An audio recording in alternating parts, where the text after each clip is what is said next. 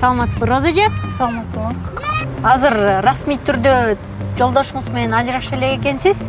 18 жыл өткөндөн кийин чыккан болуп жатат да. Акш эркектерди аябай атабыз экөөбүз. Ошондо мындай өзүңүзгө жаккан жигит таап эле, анан любовь болуп койдуңарбы?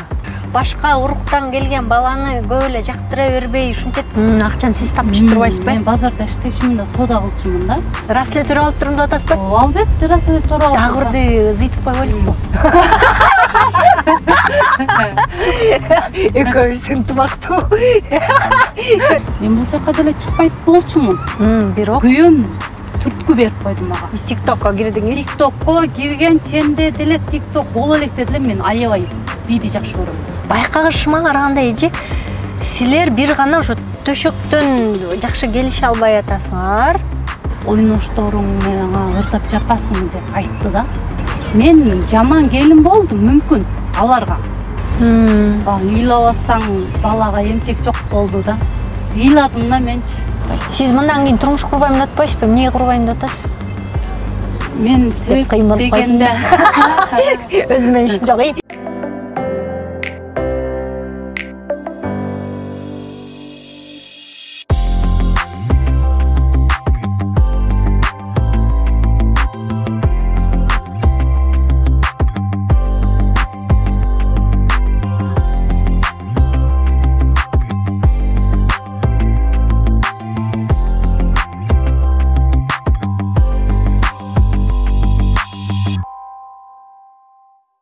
Саламатсыздарбы, урматтуу YouTube каналымдын көрүүчүлөрү. Жакын арада эле Супер ТВдан Роза эже чыгып, Назира Айтбекова абдан жагат, анан жолугушалы деген сөзүн угуп калып, атайын YouTube каналыма чакырдым. Жана бүгүн таанышып, эже менен мындай кептешкенге сону мүмкүнчүлүк болот. Саламатсызбы, Роза эже? Саламатсызбы. Сизге жагырымды билем дээрди. Рахмат сизге жылы сөздөрүңүз үчүн. Анан сизге рахмат, ушундай өзүңүздүн көйгөйүңүздү ачык чыгарып, унчукпай калбай, анан мындай коркпой ошол нерседен сыртка чыгарганыңыз үчүн. Эми көрүп атабыз комментарийлерден ар кандай нерселер келип атат, кээ бирөөлөр аялдар көбүнчөсү кубаттап келип атат, эркектер болсо эле башыңарды жылатат баш керек. Тилдеп атат, ар кандай нерселерди кылып атат. Бирок эң башкысы бул нерсени сыртка чыгарып көйгөйдү. Бул сон нерсе деп ойлойм. Негизи эле азыр расмий түрдө жолдошуңуз менен ажырашып эле экенсиз. Кандай ойлойсуз? Балким эртеңки күнү биригип калуу мүмкүнчүлүгү болуп калсачы, кандай болот? Мен азыр Кудайдын гана колунда да. Анын деле каалоосу, менин деле каалоом болбойт, Кудайдын колунда. Мүмкүн жаман болбой жакшы жок. Мүмкүн жашайбыз, мүмкүн жашабайбыз деген гана болуп жатат. Себеби закон түрдө ажырашып элекпиз да. Ошо катуу таармыз болуп, катуу сөз кетип, андан менден сөз кетип, жообун алган аял, күйөөсү жок деген аялга аталып калганмын да. Закондуу түрдө, мыйзамдуу түрдө ажыраша элекпиз. Улуңуз канчага чыгып калды? Улум азыр 11 жашта. Мен бала менен тең турбайбы? 5-класс. Бир эле балаңыз барбы? Улум бар. Жана айткансыз, көптөн бери балалуу болбой жүрүп. Көптөн бери балалуу болбой жүрөт. Мындай айтканда, менин эрдигим ушул нерсе ачыкка чыккандыгы аралыгын 18 жыл өткөндөн кийин чыккан болуп жатат да. Себеп дегенде өзүм үчүн бала керек деп өзүм салып төрөдүм да. Донор өзүм таап, жолдошум экөөбүз сүйлөшүп, макулдашып. Донор өзүм таптым дедиңиз го. Ошондо мындай өзүңүзгө жаккан жигит таап эле, анан любовь болуп койдуңарбы? Любовь болгон жок. Болгон жок. Мен врачтар аркылуу. Мен өзүм акырын төрөп алайын, билгизбей деген ниетимде такыр болгон жок. Ал нерсени кылганга мен көп убакыт кетип, колумдан келген жок. Себеби жолдошуңуздун башын аттаганга колуңуздан келген жок. Колумдан келген жок. Коркуп жүрдүм, менин ден соолугум женский жактан ооруп, эми сен азыр төрөп калсаң төрөп каласың, төрөбөсөң төрөбөйсүң кеч деп мен женский врачка барып канча лечение кылып канча дарыланып анан ушул нерсени кылып өзүмдүн ден соолугум үчүн бала да таптым да. Мен өзүм ден соолугумду алдын алып кармап калдым. Негизи эркектер мындай башка уруктан келген баланы көп эле жактыра бербей ушинтет экен го. Жаратылышта деле мисалы үчүн айгырлар үйүрүндө бээ башка жактан мындай бозуп келе турган болсо тиштегилеп бээни ошо өлтүрүп салышы ыктымалдуулугу бар экен да. А сиздин жолдошуңуз мындай баланы кандай кабылдады, эмне деди буга? Баланы азыр менден да жакшы көрөт. Төрөбөдү деген эле ат болбосо мындай күйөм, аябай карап, аябай ушундай жанын берген дагы аздыкта өзүнөчү, аздык кылат балам үчүн. Себеп дегенде мен өзүм 10 жыл соода кылдым да. Баламды 6 айлык болгондо эле таштап базарда жүрдүм да. Акчаны сиз тапчы турбайсызбы? Мен базарда иштечүмүн да, соода кылчумун да. Анан эмизген алып келгенди алып келет эле абетте бир учурда. Анан балам мындай курсак ачып деген болбойт эле да, койгозуп, жолдошум. Эч нерсени зерикпей, кичине балам болсо дагы ошонун айтканын кылчу. Анан менин өзүм мүнөзүм мындай эркек сыяктуу да, бирок жан дүйнөм назик. Кыялым эркек сыяктуу. Тартыр депчи, мындай сөгүнүп сүйлөсөм дагы эркек мүнөзүм аябай көп. Себеп дегенде балам атасы менен аябай жакын. Анан мен базарда соода кылам, ошон кээ бир күнү күйөөм соода кылып калгандан мен балам коляска менен алып баратканда эйил ачууда атам кана деп. Атам сүдүрөсүн деп бегет не болсокчу ошого эми бала төрөп бердим, менин кыйындыгым деле дебейм. Себеп дегенде мен көп нерсени таразага салдым. Жакшы жагын, өзүмдүн жакшы жагын, анын жаман жагын. Ошондо да экөөбүз тең келбей мындай болуп турдук да мен таразага көп салып, анан бул жака чыгып, анан ушинтип ачыкка чыктым да. Мен бул жака деле чыкпайт болчумун. Бирок күйөөм түрткү берип койду мага. Мисалы үчүн мен айтып жатпаймынбы? Аялдарга окшоп ичип кеткен жокмун, чегип кеткен жокмун, мен бийлеп кеттим. Бийлегенден ушунчалык рахат алам. TikTokко кирдиңиз? TikTokко киргенченде деле TikTok боло электе деле мен аябай бийди жакшы көрөм. Той, тамаша, тойлорго барганда деле балам да карап жүрө берет, жолдошум андай эч немеси жок. Мен каткырып, күлүп, бырдап бийлеп жүрө берем. Эч андай немеси жок, бирокчу мен бу тыйып деле кылбайт. Адамды жаман дей бербеш керек да, себеби мен жашап жакшы жагы дагы бар да. Ошого мен не кылам да? Мындай. Мен байкагышыма караганда эже силер бир гана ошо төшөктөн жакшы келише албай атасыңар. Күйөөлүк кылбай атат, кыскасы. Төшөктөн келишпегенден дагы акча таппай атабы балким? Жок, мен өзүм буга тийгенден бери картошка эксе картошка эгем, сабыз эксе сабыз эгем, чөпкө чыкса чөпкө чыгам. Жашоону бирдей алып жүрөм да. Анан мен базарга чыгып, мен дагы ошо соода кылып, базарда жүрүп, белиме гырыжа кылып, соода жакшы болгондо, акча болгондо ден соолукка карабай иштейсиң да. Азыр менин белимде гырыжам бар, 8 размер. Аны операция кылдырбадым. Ошо менен жүрөм. Ошодон да көп бийлейм, көп гимнастикаларды кылып, гимнастика кылып деле TikTokко тартып кое берем. Анан ошо мен TikTokто жүргөндө мен аябай эле чын эле көп адамдын көңүлүн бурдуруп түшөм. Бурдурдуңуз, ал кызганды.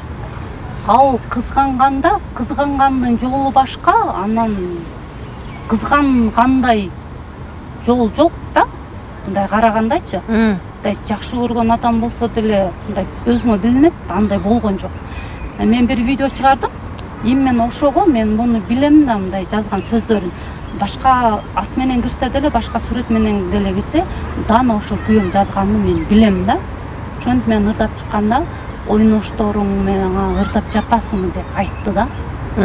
Комментарий жазды. Ошол сөздү анан мен видеого чыгарганда ошол мени TikToктон көтөрдү да.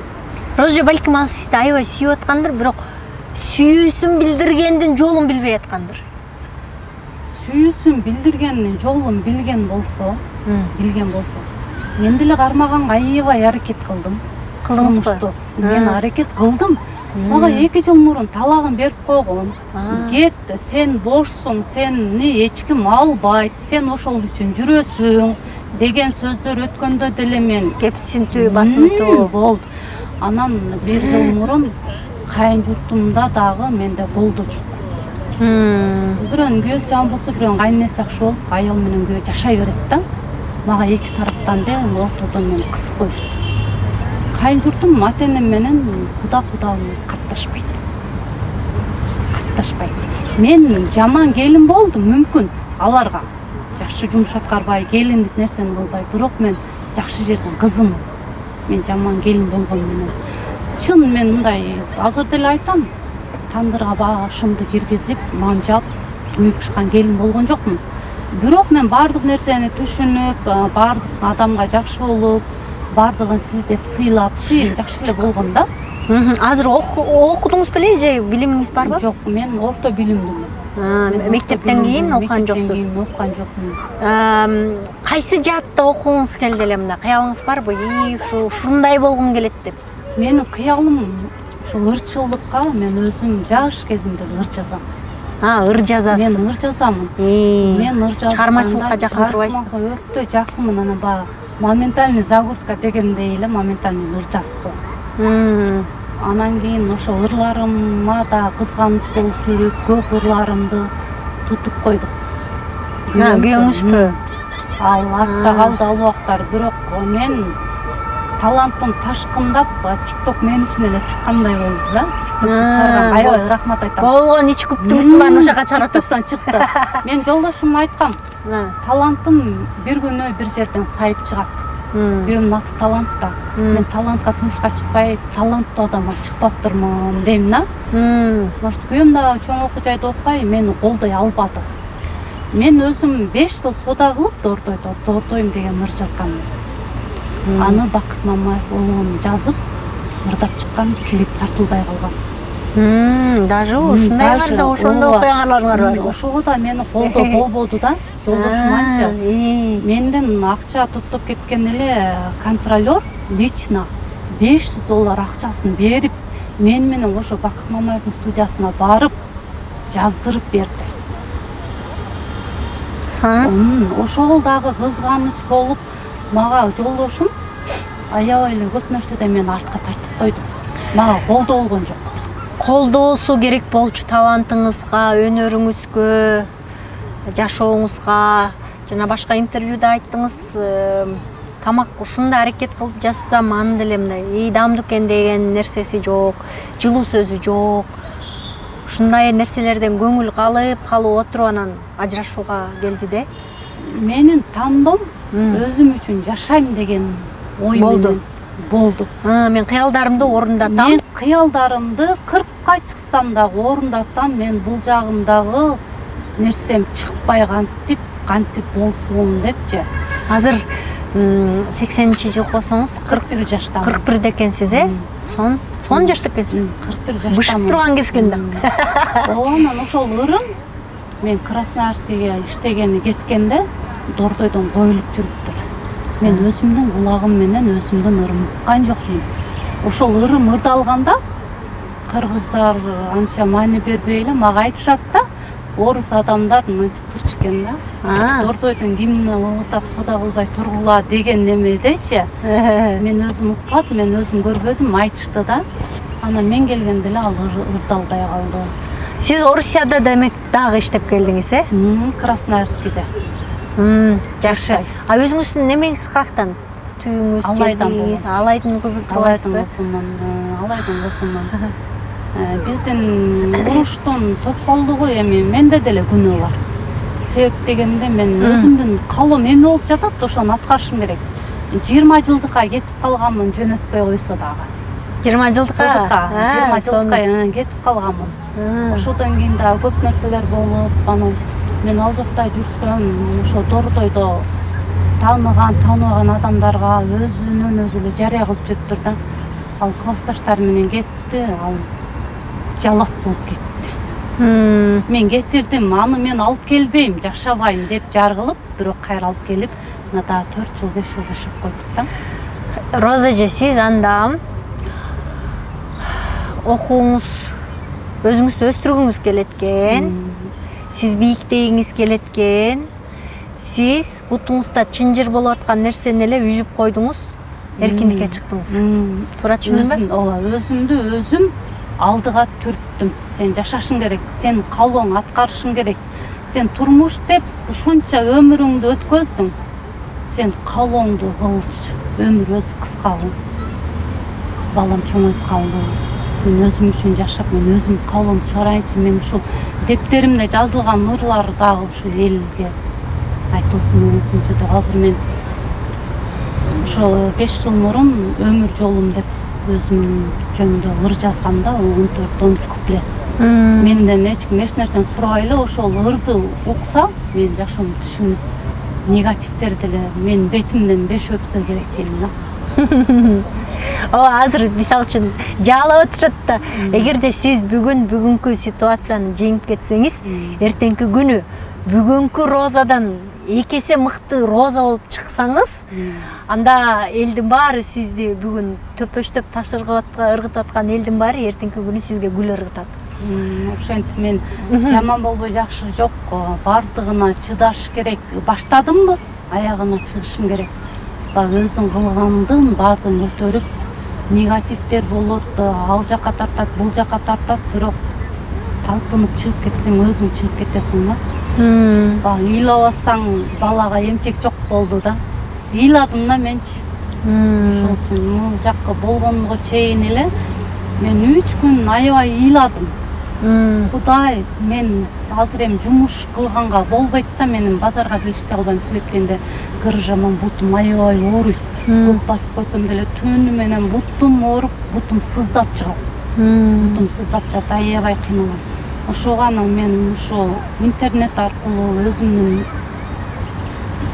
каалоомду алдыга чыгарсам, ошодон деле акча тап каламбы, ошодон деле ийгиликке жетип каламбы деп мен эми азыр эч жакта иштебейсизби? Жок, мен эч жакта иштебейм. Мен Фрунзе маркетинг барып иштеп көрдүм. Иштейин депчи, акча табайын деп. Сизди ким багат? Жолдошум баласын багат да. Себептен мен айттым да, келип мени биротоло чыгарып кет, болбосо сен балаңды багасың, мен деле багатам. Тапканы мага жалко болсо, анда нянкага бер баланы, мен үйдөн чыгып кетейин дегем. Азыр мен жолдошум багат, жолдошум камсыз кылат. Себептен мен мыйзамдуу турдө кете элекмин, ал бакканга милдеттүү да. Мен бала карап отурбайм үйдө. Ал Орусиядабы? Азыр Москвада. Үйлөнбөптүрбү? Аны эми билбейм, үйлөндү, үйлөнбөдү, аны деле ачык айтпайт. Сиз мындан кийин турмуш курбайм деп атпайсызбы? Эмнеге курбайм деп атасыз? Мен себеп дегенде өзүмө ишим жок. Мен себеп дегенде бирөөнүн баласы карга баласын аппагым дейт да. Ал деле бирөөнүн баласы. Ошо мен бирөөнүн баласын мүмкүн мен бактылуу кыла албадым, мен дагы башка бир адамды бактысыз кылып албайын. Өзүмө эмнеге күнөөнү өзүңүзгө коюп атасыз? Кээде мен ошентип ойлоном да. Себептен мен да ошентип ойлоном да. Жанымдай аяп кетем да, ушунчалык не болсо делечи. Акш эркектерди аяп атабыз экөөбүз. Куураткайлы эч кимисин депчи. Сонсон эже, бирок өзүңдү сүйүш керек экен, өзүңдү бийик коюшуң керек экен. Мен сизге ушул нерселерди каалайм. Көп китептерди окуңуз, аракетиңиз, колуңуздан келсе балким билим алыңыз. Колуңуздан келсе балким жашооңузду 180 градуска өзгөрткөнгө аракет кылыңыз. Күндө мыкты болгонго аракет кылыңыз. Бүгүнкү Розадан эртеңки Роза дагы мыкты болсун. Анан ооба, сиз көчөдөн бери мындай супер ТВга берген интервьюңуздан эркектердин алсыздыгын айттыңыз, жеке эле моралдык жактан эмес төшөктө да алсыз болуп атканын айттыңыз, ырахат тартуулай албай атканын айттыңыз. Эми бул бизде коомдо эң чоң жара да бул нерсе. Мага ушундай көп аялдар жазат, жалаң ошол темада жазат. Мисалы үчүн менин күйөөм мени ыраазы кыла албайт, кандыра албайт. же таштап кетип башка менен жата албайсың, башын аттай албайсың, мага деген нерселер, ушундай нерселер көп келет да. Анан ушул нерсени ошон үчүн сиз көчө айтып чыкканыңызда аялдардын көбү кубаттаганы ушундан болду окшойт деп ойлойм да. Өзүнүн жаралары бар да, анткени туура ушуну мисалы аялдарга кандай ушундай сөздөрдү жазбайын, аялдар тим эле кубаттап кирет да. Ооба, эркектерден тил угам, мен дагы, сиз дагы тил уктуңуз. Ооба, алар мындай чичалап ийишет да, мен ойлойм да, ушу чичалабай, жеңилдикке алып мындай неме кылбай, ооба, түшүнүп, өзүңөрдү оңдогонго аракет кылсаңар деп ойлойт элем. Психолог бар, намыс көрбөгүлө. Сексопатолог бар, уролог бар. Барыңыздар. Менде баракчама, YouTube каналыма кирсеңиздер, ичинде жалаң телефондор турат. Телефон чалып, уялбай, жазылып, барып, көйгөйүңөрдү оңдогула. Бир эле аялдан күтө бербеңиздер. Сөзсүз түрдө аракет кылган эркек тарапта болуш керек. Эки тараптан болмоюнча алаккан кол чабылбайт. Деп ойлойм. Эже? Эң туура. Кыйын сүйлөдүк ушул жерден. Сизге атайын ушинтип келип бергениңиз үчүн чоң рахмат, эже. Балаңыз эмне деп атат анан? Ажырашканыңызды билеби, билбейби? Балам экөөбүз болгондо, балам жаш болсо да, чоң баладай. Көп мотивация мага балам берет. Мен TikTokко биринчи чыкканда, мен Instagramга злой бала чыгарганда. Злой бала деген ким ал? Instagramда. Подписчиге окшойт, менин бийим чыгарып. Ошо злой баланын башын эле неме кылыш керек болот. Анан кийин мен чыгарганда мен да капа болуп жүрдүм. Менин да бүт видеолорум чыгып кетти. Балам, жок апа, сиз наоборот көтөрүлдүңүз, жакшы болду. Чыга бериңиз деди да. Анан мен кайра чыгып, кайра злой бала көрбөй калбасын деп, кайра бийлеп видео койбодумбу? Злой бала үчүнбү? Кайра злой бала көрбөй калбасын деп, кайра койбодум. Злой бала көр, мен эмес, биякты көр. Анан балам ошол, эч нерсе каршы эмес, орус класста. Орусча. Хотели деп коюп эле. Сами деп коет, болду. Жакшы окуйбу балаңыз? Жакшы окуйт. Мындай чоң балдардай аябай мотивация берип, анан колдоп турат да, Раслетер алып турум деп атасызбы? Албетте, раслетер алып. Дагырды зыйтып койбойлукпу? Экөөбүз ынтымактуу. Бири-бирден бала жасайлы эле. Анан эмне? Кыз төрөсөң Назира коюп. Бул төрөсөң Назирбек деп коеюн. Мен келем белек бешкем көтөрөл, эжем төрөптүр деп. Сон эже. Балам ошо бардыкка аз тамак ичсек шүгүрдейли апа, кутаяк шүгүрдең. Бүгүн черный полоска, завтра белый полоска деп мага аябай мотивация берет. Баламчы, мен ыйлап калсам болду апа, ыйлабаңчы, эмнеге ыйлап атасыз? Мен да ыйлагым келип атат деп кошо ыйлайт. Аябай жакын экенсизге. Аябай. Азыр ыйлап калды. Мен ал немеде окуганбыз, медиа форумда, актерскийде балам окуган, Азамат Улановтан. Билесизби, балдар сени чакырып интервьюга барганго. Ошондо мен балам барбай калган да. Сүрөткө түшөт элем деп капа болуп калды. Азыр мен дагы башка жакка барам да. Анан ээрчиткенге туура келбеди. Мен сиздин продюсериңиз элем. Мени неге ээрчитпедиң? TikTok'ту бекер чыгарып берип мен деп. Жаным дейсиң. Көрсө, мүмкүнчүлүк болсо да жолуган балаңыз. Эже? Аябай. Ооба, ыйлабай турсун. Менден чоң салам айтыңыз. Анан көрсө баары жакшы болот эже. Жаңы жашооңуз кут болсун. Ооба, чоң. Анан ал жашооңузда мындай барандуу болуңуз, ал жашооңузда мындай сүйүүгө толоо болуңуз, ал жашооңузда тим эле ушундай түстүү жашоонун гүлдөрүн жыттаңыз. Аябай мындай жыргал, сонун сиз каалагандай, сиз эңсегендей, сиз кыялдангандай жашооңуз болсун эже. Эмдиги интервью алганда мен башка Розаны көрөйүн, Макул, рахмат эже сизге. YouTube бак. Урматтуу YouTube каналымдын көрүүчүлөрү, бүгүн силер дайыма суранасыңар го, Назира белгилүү адамдардан эле ала бербей, карапайым адамдардан дагы маек албайсыңбы деп. Бүгүн мына алгачкы башаты Роза эже баштап берди. Буюрса жакын арада балким дагы кызыктуу персонаждар чыкса, сөзсүз түрдө барып, алар менен да маектешкенге мен даярмын. Кайрадан көрүшкөнчө сак саламатта аман туруңуздар.